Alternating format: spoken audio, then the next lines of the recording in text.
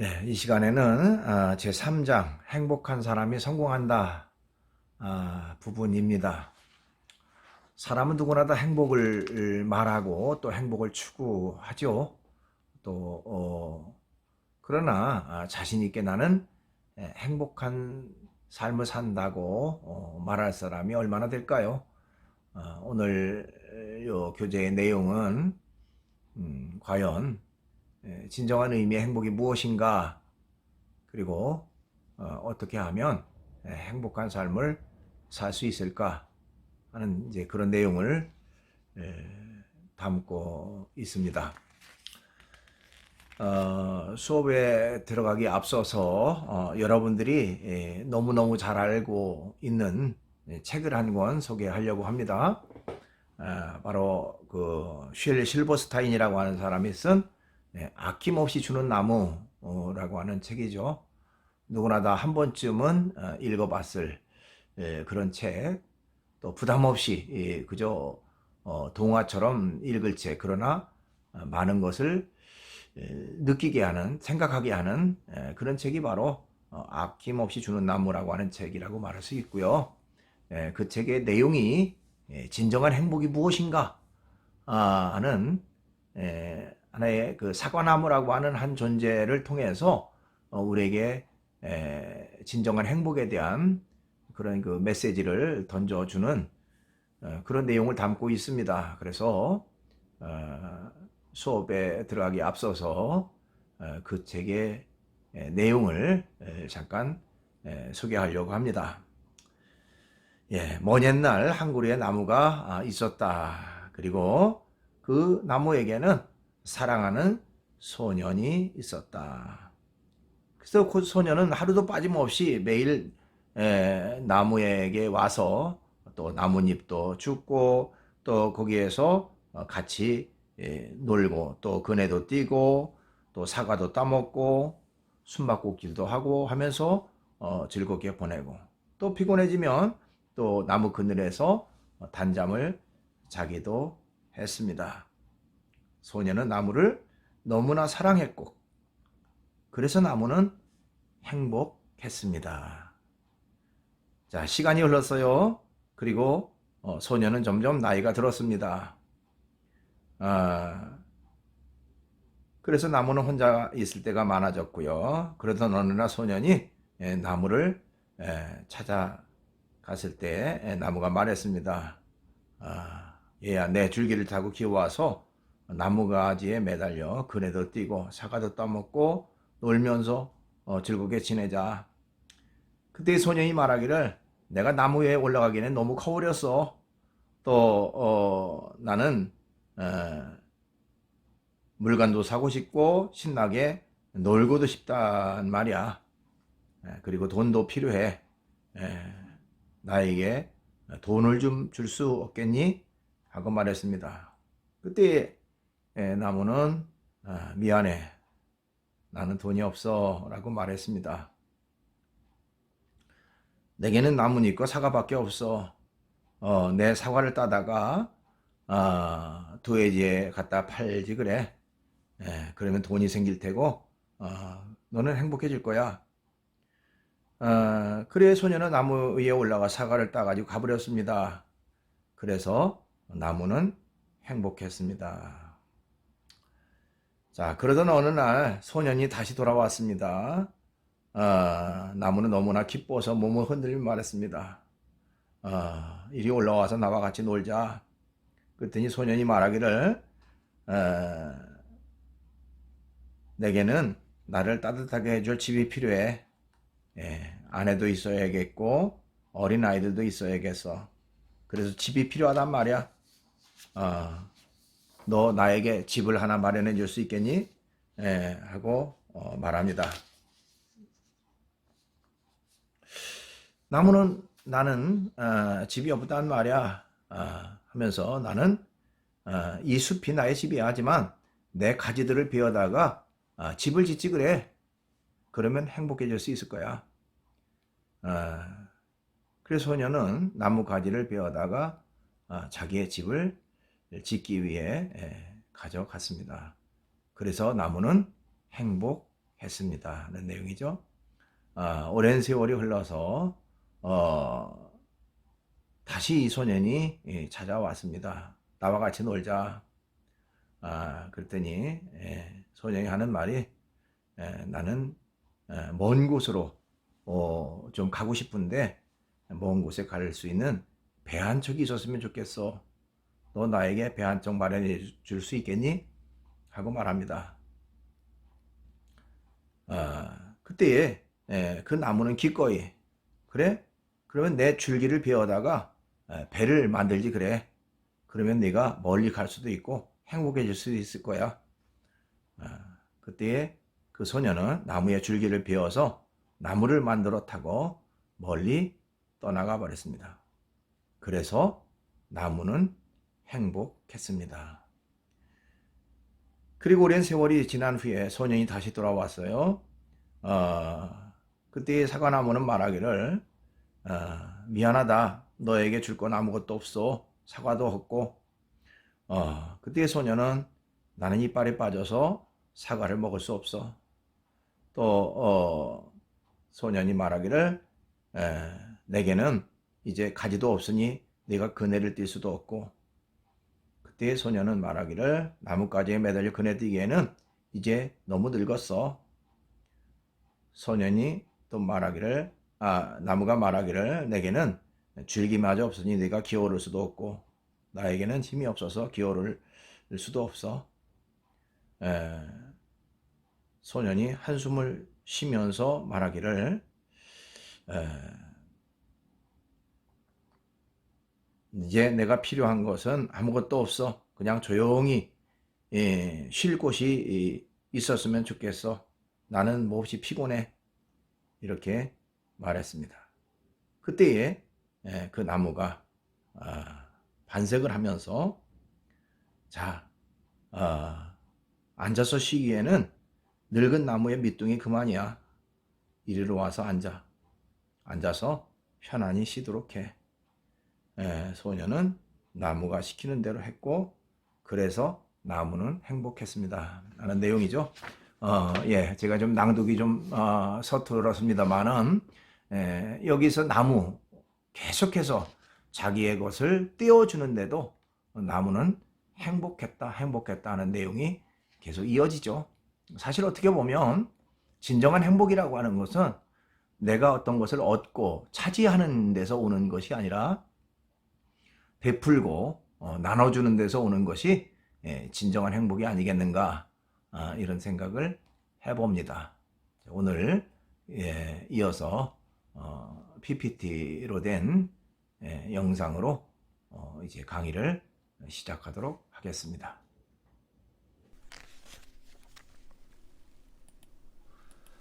우선 서론적인 부분으로요.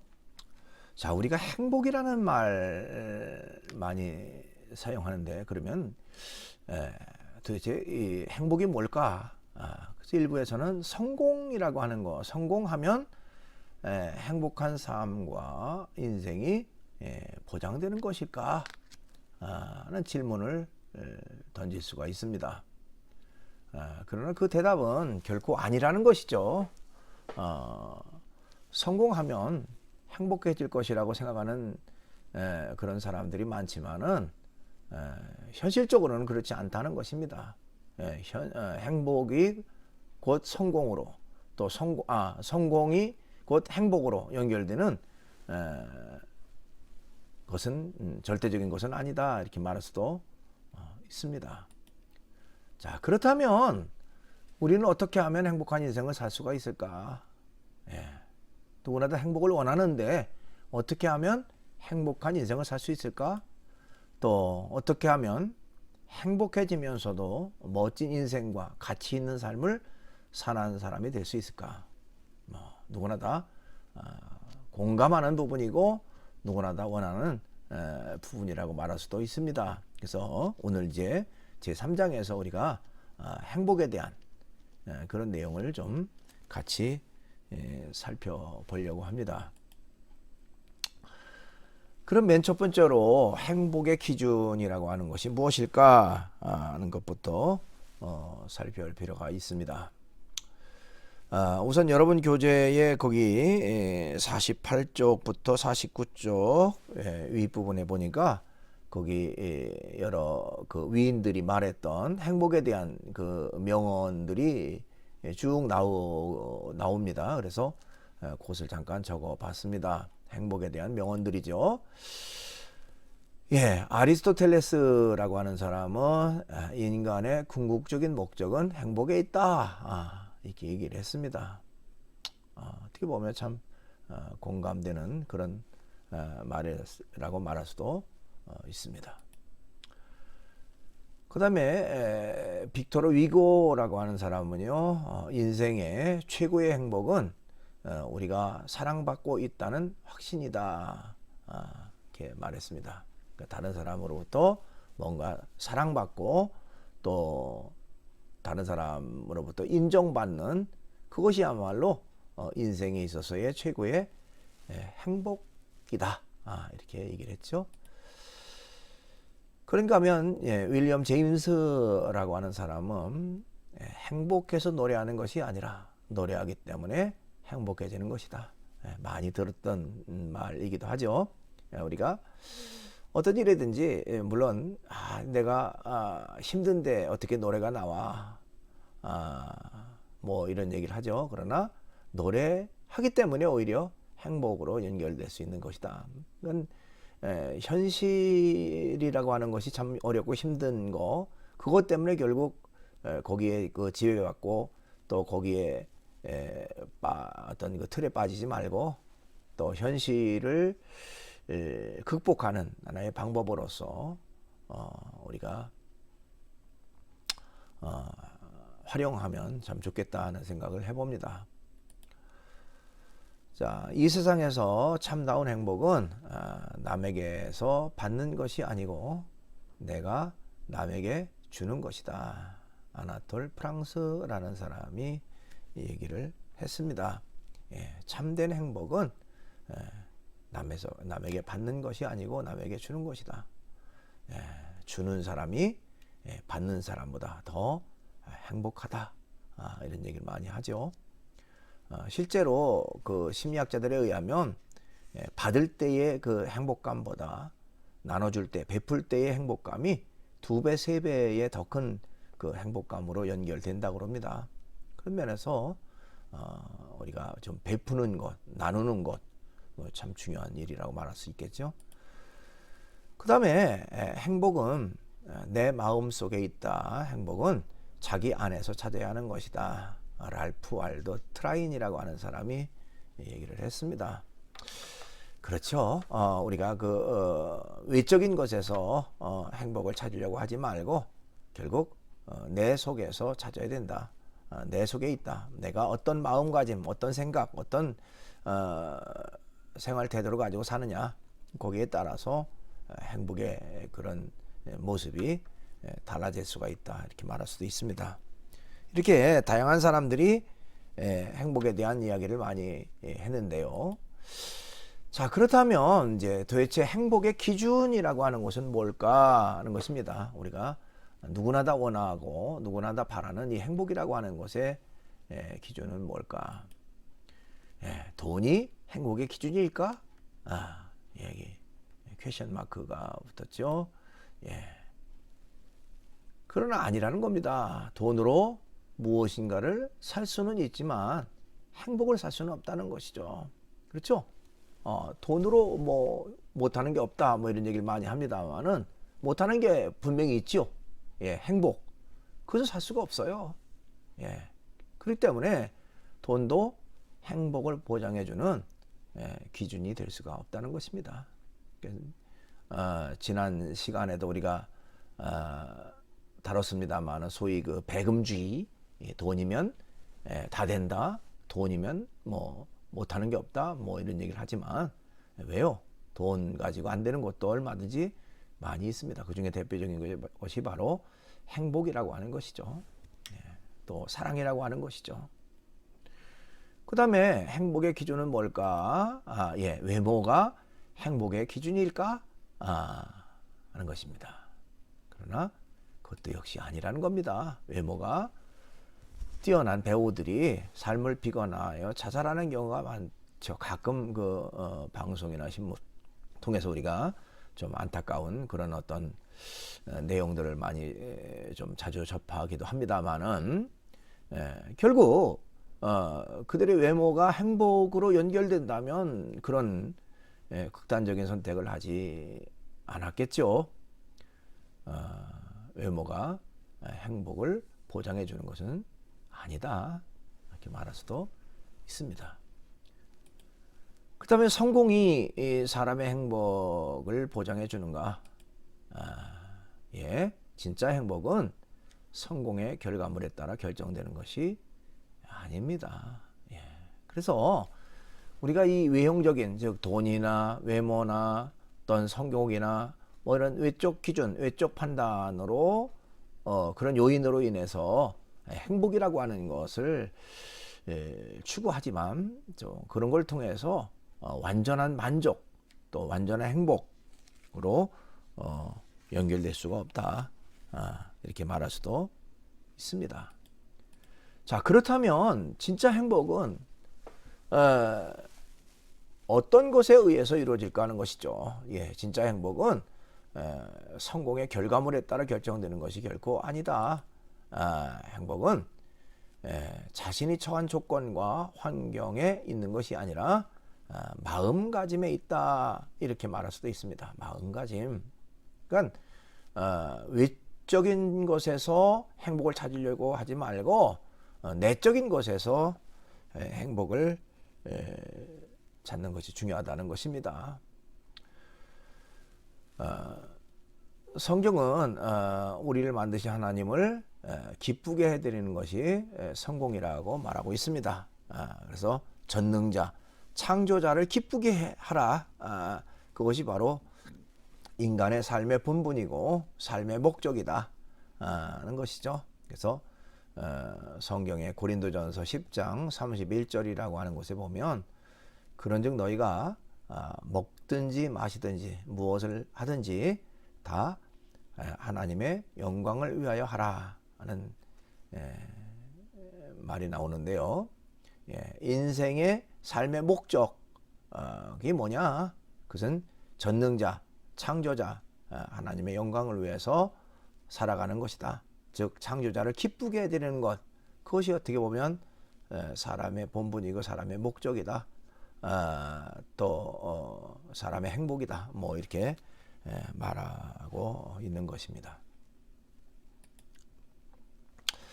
좀 더 구체적으로 이제 성경에서 말하는 행복의 개념은 어떤 것일까, 이렇게 우리가 좀 살펴볼 필요가 있는데요. 자, 그것은 이 원 베네딕트라고 하는 사람이 그의 저서인 너 행복하니라는 책에서 쓴 글을 통해서 우리가 조금 더 좀 살펴볼 필요가 있습니다. 자, 그 책에서 저자는 첫째, 마음이 가난한 사람이 행복하다라고 얘기를 합니다. 성경에서 말하는 행복은 이 땅에 있으면서 천국을 소유하며 사는 것이다. 즉 마음이 가난한 사람이라고 말할 수도 있습니다. 그러니까 마음이 부유하다는 것은 교만하고 또 뭔가 그 자만에 빠진 이제 그런 사람들을 말한다면, 마음이 가난한 사람, 좀 뭔가 낮아짐, 또 마음을 비우고 또 자신을 낮추는 그런 사람들을 말하겠죠.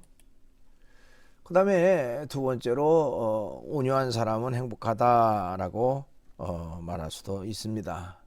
이 온유라고 하는 말을 우리가 일상에서 많이 사용합니다만은 한자로 내가 표시를 한자를 거기다가 기입을 해놨는데요. 이 한자의 온자는요, 따뜻할 온자에다가 유자는 이제 부드러울 유자를 사용합니다. 그러니까 온유하다라고 하는 것은 직역한다면 따뜻하고 부드러운 어떤 그 마음과 또 그런 생활 태도를 가진 사람들을 온유하다 이렇게 말하고 있는 것입니다. 자, 온유한 사람은요, 자기 혼자만 행복한 것이 아니라 주변 사람들까지도 행복하게 만드는 힘이 있다는 것입니다. 즉, 온유라고 하는 것은 자기의 따뜻하고 부드러움을 다른 사람에게 실천하는 그런 사람의 모습이죠. 그렇기 때문에 자기도 행복감 속에 살아갈 수 있겠지만 또한 다른 사람을 행복하게 하고 다른 사람을 즐겁게 하고 기쁘게 하는 이제 그런 결과가 된다 하는 것입니다. 그 다음에 세 번째로 화평하게 하는 사람은 행복하다라고 얘기를 했습니다. 화평하게 하는 사람은 소위 우리가 피스메이커라고 얘기를 하죠. 즉 평화를 만드는 사람. 예. 뭐 반대로 트러블 메이커라고 얘기를 하는데요.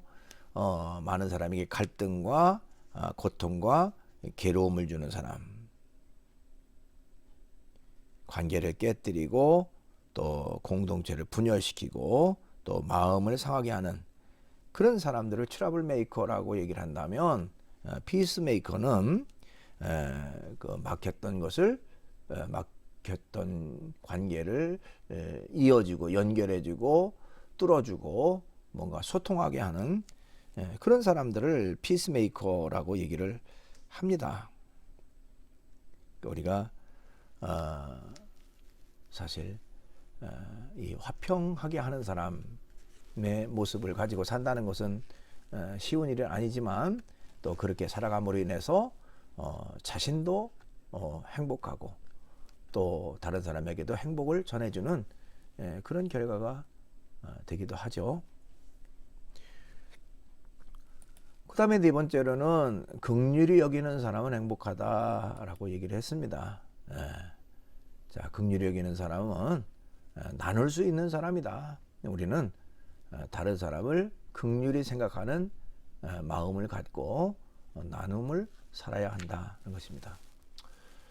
우리가 어떤 일을 하든지 나만 가지고 있고 또 나만 즐겁고 나만 기쁘고 나만 좋으면 된다 뭐 이런 이기적인 생각, 그것은 결코 행복으로 연결될 수가 없습니다. 예, 나의 것을 나눌 때 또 베풀 때 또 도움을 줄 때 우리에게 더 큰 행복, 더 큰 기쁨이 주어지게 되는 것입니다. 그렇기 때문에 진정한 행복은 이기적인 것에서 찾을 수가 없어요. 이타적인 것에서 진정한 행복을 찾을 수가 있다라고 말할 수가 있습니다. 그래서 여기 쭉 나열했던 이 네 가지 나와 있는 것처럼 마음이 가난한 사람, 온유한 사람, 또 화평케 하는 사람, 긍휼히 여기는 사람 다 마찬가지로 이타적인 또 다른 사람을 돕고 사랑하고 베풀고 또 나누는 어떤 그런 생활 태도를 말하는데 거기에서 진정한 의미의 그런 행복이 주어진다라고 말하고 있는 것입니다. 자, 그러면 이제 우리가 행복한 직장인이 되려면 어떻게 해야 될까 하는 내용입니다. 우선 거기 여러분 교재 내용에 보니까요, 성공이라는 우상에 빠지지 말라 이렇게 말하고 있습니다. 우리는 올바른 성공의 기준을 정해야 한다는 것이죠. 그래서 이런 그 성공의 기준은 자신의 어떤 외적 면이 아니라 내면적 부분에서의 성공의 관점을 가져야 된다 이렇게 말할 수가 있습니다.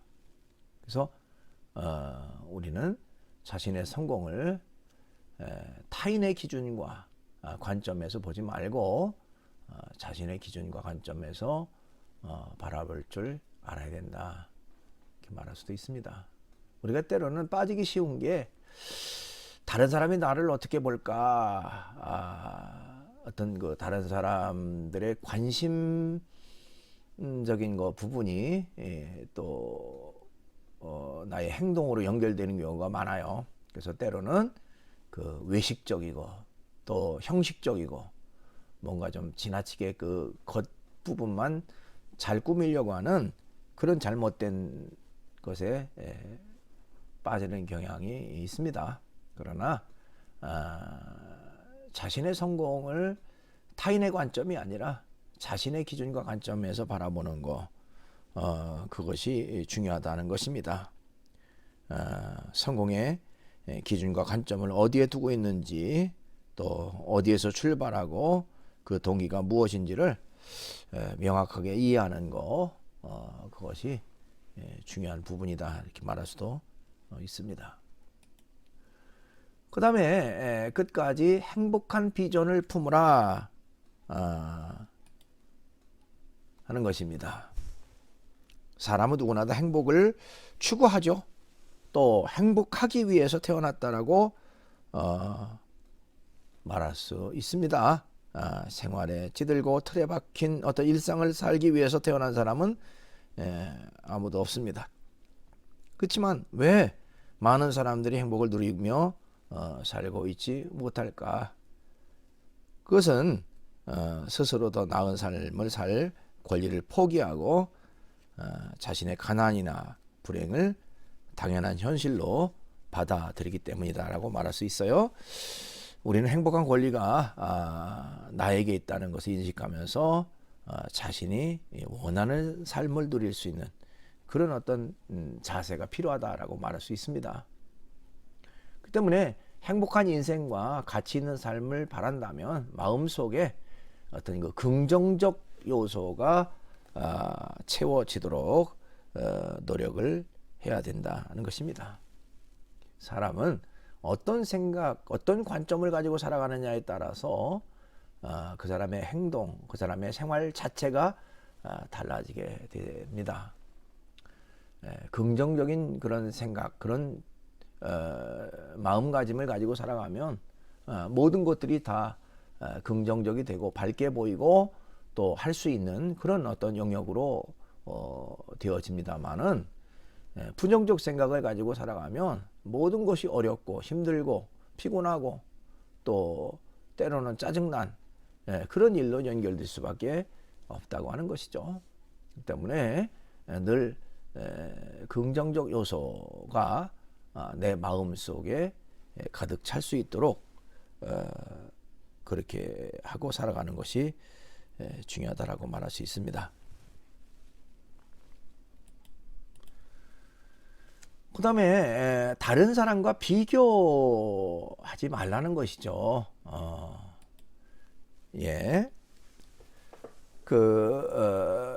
그램 윈터스라고 하는 사람이 실험을 했습니다. 이 그램 윈터스는 호주의 국가대표팀 수석 심리학자예요. 근데 이 사람이 어떤 실험을 했느냐면 올림픽에 참가해 가지고 각각 금메달, 은메달, 동메달을 딴 선수들이 있는데 가장 그 행복 지수가 높은 사람은 어떤 사람일까? 라고 하는 그 심리 테스트를 통해서 이제 그 연구를 했습니다. 자, 이 사람이 올림픽에 참가한 선수들을 연구한 결과 이 금메달리스트, 은메달리스트보다 가장 그 행복 지수가 높은 사람은 바로 동메달리스트였다는 것이죠. 이 동메달리스트가 은메달리스트보다 더 행복했고요. 때로는 금메달리스트보다 더 행복한 경우가 있었다라고 발표를 했습니다. 어떻게 보면 일리 있는 말일 수도 있어요. 자, 은메달리스트 참 대단한 거지요. 그렇지만 자기가 조금만 더 열심히 했으면 난 금메달 세계 최고가 될 수 있었을 텐데 패한 것에 대해서는 그런 그 마음속에 그것이 남아 있어서 그 행복감으로는 덜 연결된다는 것이죠. 그렇지만 동메달리스트는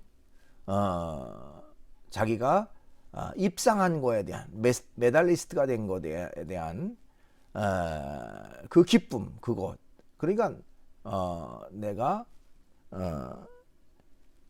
메달리스트가 됐다라고 하는 그 순위 안에 들었다라고 하는 그것이 다른 어떤 것보다도 기쁘고 행복해 하더라 하는 것입니다. 자, 불행의 시작은 자신을 타인과 비교하는 순간부터 시작된다라고 말할 수도 있습니다. 사실요, 우리가 다른 사람과 비교해서 어떤 것들을 사물을 바라보는 그 순간부터 자신에게 기쁨과 즐거움은 사라지게 됩니다. 여러분, 다른 사람과 비교할 때 나보다 못한 사람과 비교하는 경우가 없잖아요. 거의 나보다 나은 사람과 비교하다 보니까 항상 자신은 상대적 어떤 그 열등감 속에 살아가게 된다는 것이죠. 그 때문에 거기에서 기쁨이 있을 수가 없죠. 행복이 있을 수가 없습니다. 그러니까 불행의 시작은 자신을 다른 사람과 비교하는 것, 그것이 결코 바람직하지 않다 이렇게 말할 수도 있습니다. 그 다음에 행복한 직장인이 되기 위해서는 인맥 관리가 곧 행복 관리다 이렇게 말할 수도 있는데요. 다른 사람과의 좋은 인간관계는 결국 직장 생활을 행복하게 만들 뿐만 아니라 행복한 직장인이 되게 한다. 우리가 사회생활 속에서 다른 사람과 잘 어울리고 또 협력하고 또 서로 협동하는 것은 너무너무 좋은 그런 부분입니다. 함께 더불어 살아가는 세상이기 때문에 그렇죠. 그런 면에서 좋은 인간관계를 형성한다고 하는 것, 그것이 곧 어떻게 보면 행복으로 연결되는 결과가 됩니다. 여러분 한번 생각해 보세요. 가정이라고 하는 이 울타리, 가정 안에서도 또 부부끼리 또 가족 자녀들끼리 서로 좀 불편한 관계, 좀 이렇게 싸우고 다투고 이런 마찰이 있고 이러다 보면 행복이라고 하는 것을 생각하기가 어렵습니다. 직장도 마찬가지죠.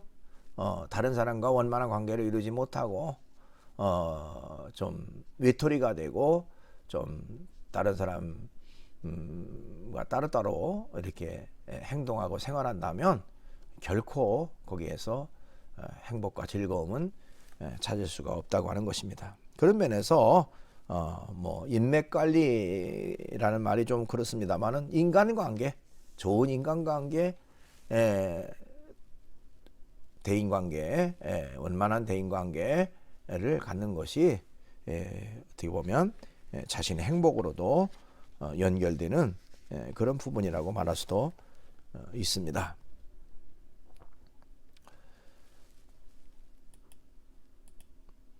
그 다음에 자신이 좋아하는 일을 열심히 하라 하는 것입니다. 행복한 직장인이 되기 위해서 자신이 좋아하는 일을 열심히 해라.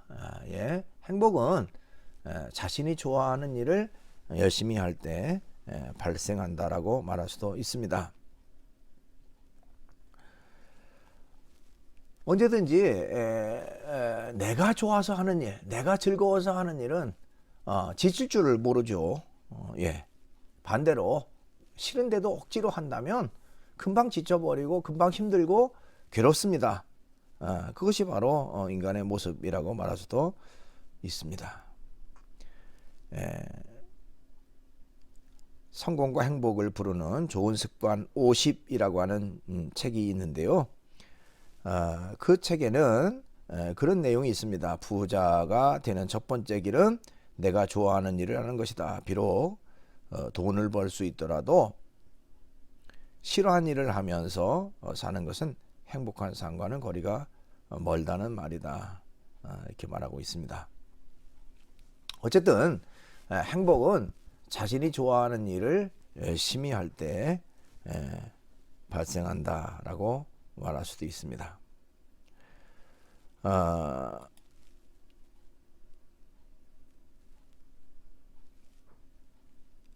그 다음에 행복해지려면 남을 도우라 이렇게 말할 수 있는데요. 예, 그렇죠. 남을 도우면 행복해진다. 아까 앞부분에서도 이타적인 삶에 대한 내용을 얘기를 했습니다만은 다른 사람, 즉 나 자신의 어떤 그 이기적 그런 어떤 생각과 그런 생활 태도가 아니라 이타적, 다른 사람을 돕고 다른 사람을 이해하고 또 사랑하고 뭔가 다른 사람에게 힘이 되어주는 그런 일이 결국에는 나의 행복으로 연결된다라고 말할 수도 있습니다. 예, 행복한 사람이 되고 싶다면 그렇기 때문에 다른 사람을 많이 도와라. 즉 자원봉사활동, 즉 선행을 더 많이 하고 남을 돕는 일에 적극적으로 참여하는 것이 중요하다라고 말할 수 있습니다.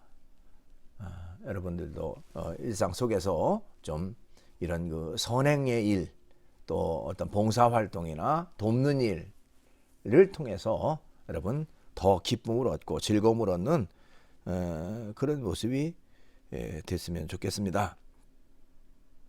우리가 어떤 일을 하는 데 대해서 다른 사람에게 도움이 되고 또 다른 사람에게 뭔가 힘이 되어준다면 그 사람에게도 기쁨이 되지만 나의 기쁨은 2배, 3배로 더 많은 그 기쁨과 즐거움 또 행복으로 연결될 수가 있다 이렇게 말할 수도 있습니다.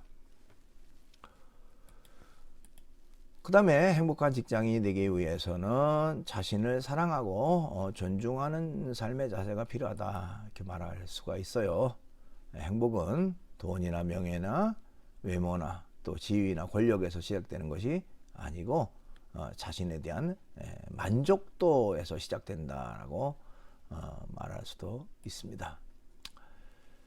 자, 현재의 자신에게 만족하고 자존감을 높이는 것이 행복한 사람이 되는 지름길이라고 말할 수도 있습니다. 그러니까 여기서 자신을 사랑하라고 하는 말은 이기적 어떤 삶의 태도가 아니고 자신의 주어진 일에 대해서 인정하고 또 현실에 대해서 만족감을 갖고 살아가는 삶의 태도, 그것이겠죠.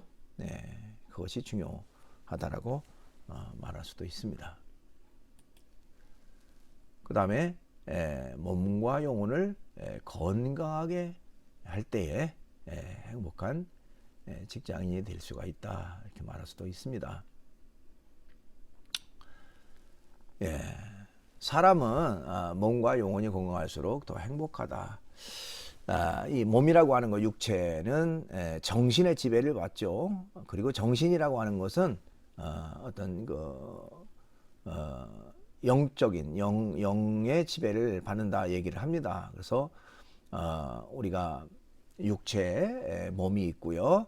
그 다음에 혼이라고 하는 그런 어떤 정신적 그런 부분이 영역이 있는가 하면 영이라고 하는 그런 그 부분도 있다라고 얘기를 해요. 그 영이라고 하는 것은 곧 창조자, 전능자 하나님과의 원만한 교류, 교제가 있을 때의 만족감을 얻는다. 그러니까 뭐 여기 나와 있는 것처럼 영혼이라고 하는 것은 이 만족감을 얻고 또 올바로 힘을 얻을 때에 우리의 몸도 역시 힘을 얻을 수가 있다라고 얘기를 합니다. 그래서 성경에 그런 내용이 나와요. 요한 3서 1장 2절에 보니까요. 사랑하는 자여 내 영혼이 잘됨 같이 내가 범사에 잘되고 강건하기를 내가 간구하노라 하는 내용이 나오는데요. 여기 내 영혼이 잘됨 같이 하는 것은 어떤 영적 부분과 혼적 부분이 올바로 서고 또 그것이 즐겁고 그것이 기쁨으로 가득 차 있으면 결국 강건한 즉 육체적 부분도 건강의 부분도 그대로 연결되어진다. 뭐 그런 내용으로 되어 있습니다. 그래서 우리는 언제나 몸과 영혼을 건강하게 할 때에 행복한 직장인이 될 수가 있다. 이렇게 말할 수도 있습니다. 자, 오늘은 이렇게 해서 이제 행복한 사람이 성공한다. 그래서 행복에 대한 개념에 대한 내용을 좀 살펴봤고요. 또 성경에서는 행복을 어떻게 얘기를 하는가, 그리고 우리가 행복한 직장인이 되기 위해서는 구체적으로 어떤 생활 태도, 어떤 삶의 자세를 가지고 살아가야 할 것인가 하는 부분을 살펴봤습니다. 오늘 이렇게 강의를 정리하고요. 수고 많이 하셨습니다. 이어서 좀 유익한 영상이 이어집니다. 안녕히 계세요. 제가 제 영어 발음을 들어보신 분들은 상상조차 못하시지만 저는 미국 유학을 6년을 했어요. 근데 어떻게 발음이 그따위냐라는 얘기를 많이 하세요. 네.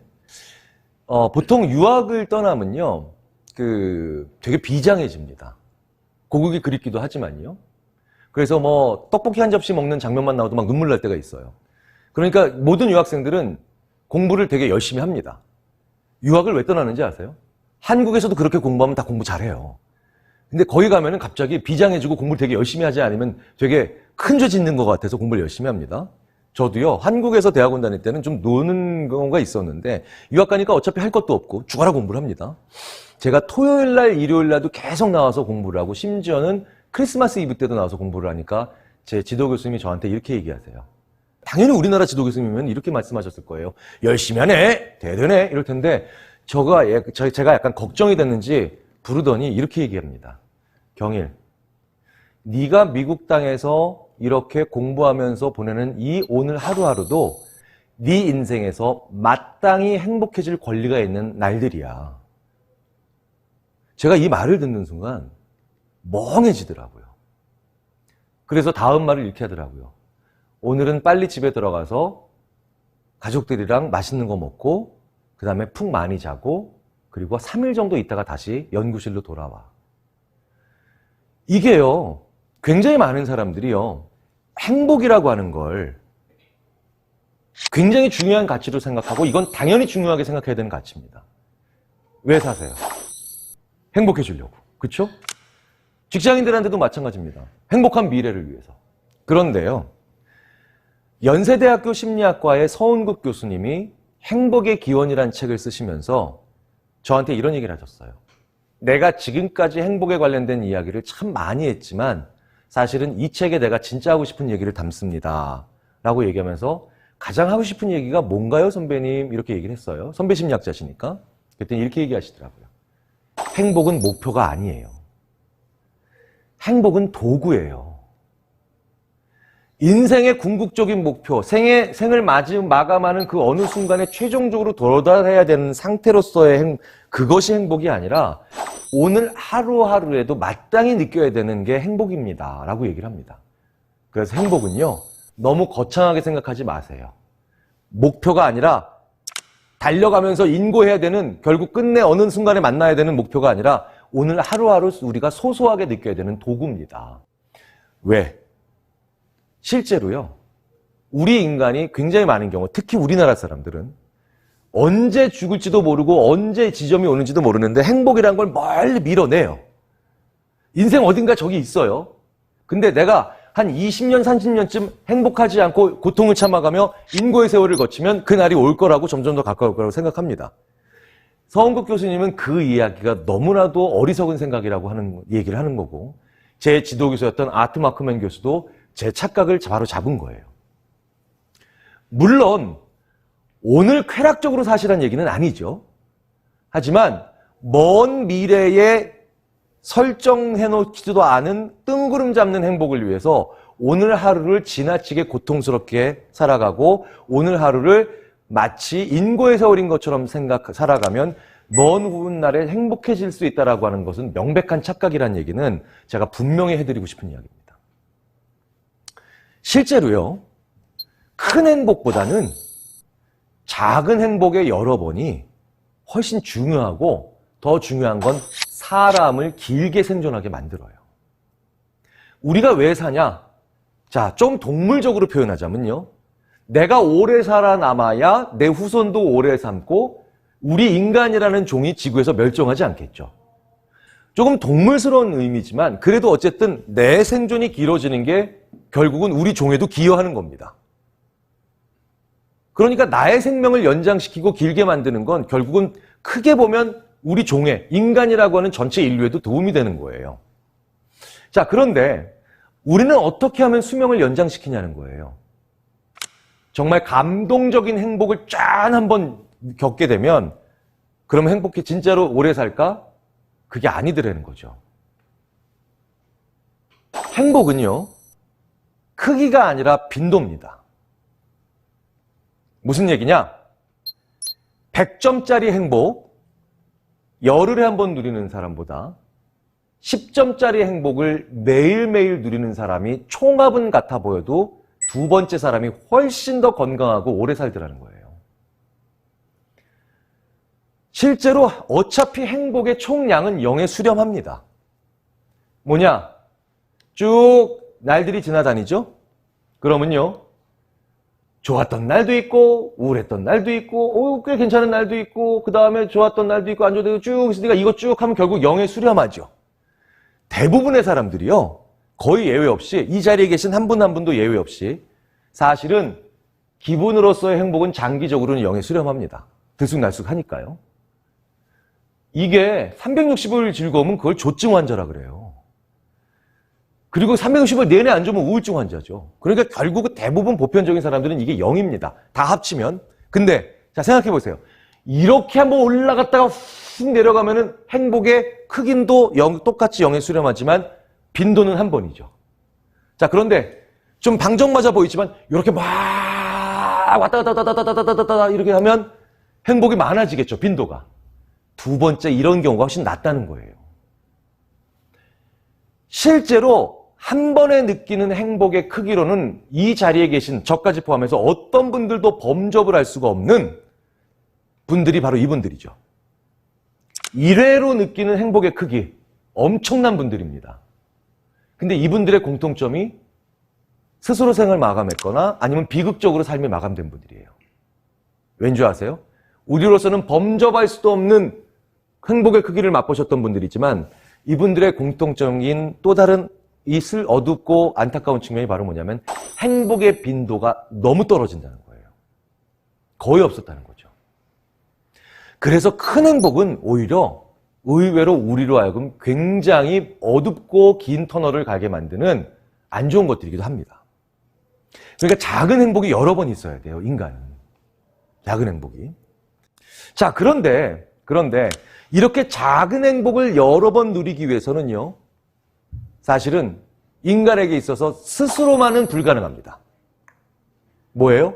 나한테 알사탕 주는 친구가 10명쯤 있으면 나는 행복의 빈도가 올라가죠. 나한테 1억 원을 주는 친구가 1명밖에 없으면 행복의 크기는 커지지만 빈도는 적어져요. 알사탕 한 개씩 줄 수 있는 능력밖에 안 되는 친구라도 10명 있는 게 더 중요하다는 겁니다. 그런데 이 행복에 관련된 연구를 하다가 이렇게 관계가 중요하구나. 나한테 큰 거를 주는 게 아니라 작은 거를 기꺼이 줄 수 있는 친구들이나 주위의 관계가 그렇게 중요하구나라는 것을 저희들이 연구하다가 깜짝 놀랄 만한 게 행복과 창의적인 게 연결이 되더라고요. 그런 사람들이 많은 사람들이 창의적으로 살고 이 세상을 바꿀 만한 아이디어를 내놓습니다. 왜냐? 그리고 또 어떤 나라에서냐? 우리나라에서 그래요. 제가 한번 말씀드렸던 기억나세요? 우리나라는 관계주의 국가다. 관계주의 문화다. 그러니까 나를 둘러싸고 있는 관계가 참 다양하지요. 자, 그런데 제가 말씀드리진 않았지만 굉장히 저한테 많이 하시는 질문이 또 하나 있고, 그리고 그 과정에서 아, 맞아 라고 또 인정하시면서 속상해하시는 부분들이 있습니다. 우리나라 사람들 창의성 없다. 이런 얘기 많이 하시고 들어보셨죠? 아닙니다. 우리나라는 관계주의 문화이기 때문에 여러 가지 다양한 관계가 복잡해서 대놓고 자네 새로운 아이디어를 가져와봐, 참신한 아이디어를 가져와봐, 혁신해봐 이러면 그 사람은 내가 만들어낸 그 새로움으로 인해서 나를 둘러싸고 있는 관계가 변한다고 생각해서 되게 불안해합니다. 힘들어해요. 그런데 우리나라 사람들을 창의적으로 만드는 메시지가 있죠. 이 관계주의는 우리나라에서. 바로 이겁니다. 장기나 오목이나 바둑 두셔보신 적 있으신 분은 다 아실 거예요. 내가 둘 때는 좋은 수가 절대 생각이 안 납니다. 그런데 신의 한 수가 진짜 잘 생각날 때가 있어요. 언젠가요? 훈수 둘 때예요. 훈수 둘 때. 훈수가 뭔가요? 내가 두는 게 아니죠. 내 친구가 두고 있는 거예요. 근데 내가 쑥 지나가다가 야 여기다 두면 되잖아 하고 가면 그게 신의 한 수예요. 그게 신의 한 수예요. 무슨 얘기냐? 우리나라 사람들은 너 창의적인 거 갖고 와봐 이러면 못 가져오는데 너 네 관계를 좀 도와줘봐. 걔를 도와줘봐 그러면 어마어마하게 창의적으로 변합니다. 심지어는 그 관계가 약한 관계가 아닌데도 그래요. 우리나라의 태안반도에서 기름 유출 사건이 일어났을 때 큰 재앙이었죠. 우리나라 국민들이 그때 수십만 명이 거기 가서 놀라운 창의력들을 다 제각각으로 보여줬어요. 뭐예요? 내 이웃을 도우라고만 해도 그 정도의 창의성이 나오더라는 거죠. 두 개를 합쳐보겠습니다. 우리는 지금까지요, 오랜 시간 동안 창의성, 리더십, 통찰력을 한 사람의 능력이라고 생각해 왔어요. 그런데요, 결국은 상황입니다. 그 상황 속에 나를 넣어야 우리 인간은 좋아지고 행복해지고 창의적으로 변하고 새로운 무언가를 아이디어를 만들어내는 존재예요. 그런데 나를 둘러싸고 있는 상황이 이런 벽, 이런 조명, 이런 것들도 상황이지만 제일 중요한 상황은 뭐겠습니까? 관계예요. 그런데 그 관계 속에서요, 나를 우연하게 도울 수 있는, 나에게 작은 것 하나를 줄 수 있는 데는 유일하게 좋은 가장 나의 강력한, 그러면서도 근본적인 나의 역량은 이타성입니다. 내가 좀 더 손해를 봐주고 그 사람을 도와주는 거예요. 그런데 내가 이타성을 가지고 그 사람들을 도와주면 나는 지금 손해를 보고 있잖아요. 손해를 보고 있지만 결국 나를 둘러싸고 있는 그 관계에 있는 사람들은 나한테 사소한 하나를 줍니다. 그러면서 나의 행복의 빈도를 높여줘요. 또 중요한 건 내가 어떤 새로운 아이디어를 내고 있지 못할 때 우연하게 나한테 한마디 훈수를 두고 갑니다. 그 사람들한테는 큰 게 아니죠. 하지만 나에게는 행복의 빈도를 높여주고 더 나아가서 나로 하여금 막혔던 데를 뚫게 해주는 행복과 그 다음에 창이라고 하는 두 마리의 토끼를 모두 잡게 해주는 것, 그게 바로 우리의 이타성이더라는 거죠. 세상은 경쟁이고 정글이라고 보통 말씀하세요. 하지만 수많은 인류의 역사를 전공한 사람들은요, 저희 심리학자들에게 이렇게 말하라고 당부합니다. 심리학자들아, 우리가 인간의 역사를 8만 년 동안 연구했는데 이 세상은 검투사가 승리한 세상이 아니야. 검투사는 굉장히 강하지만 결국은 그 검투사는 다음날 또 다른 더 강한 검투사에 의해서 반드시 죽임을 당해. 진짜 후손을 많이 남긴 정말 결국은 살아남은 최고의 강자들은 그 검투사에게 박수를 쳐준 그 원형 경기장에 힘이 없는 사람들이야. 그리고 그 중에서도 가장 힘이 없어 보이지만 많이 자손을 살아남긴 한 사람들은 결국은 이타적인 사람이다. 이기적인 사람에게는 절대 두 번째 기회를 주지 않아. 그런데 우리 문명은, 인간 세계는 결국은 두 번째, 세 번째인 사람에게도 기회를 주는 경우가 이타적인 사람이야. 인간의 지적 능력은요, 묘하게도요, 이 이타성을 잘 발휘해서 관계를 만들어 놓고 내가 조금 손해보더라도 그 관계로 하여금 나에게 장기적으로 조그만 것을 조금씩 주고 그 다음에 나한테 우연한 훈수를 주는 사람들을 더 통찰력 있게 만드는 아주 절묘한 구조로 진화를 해왔습니다.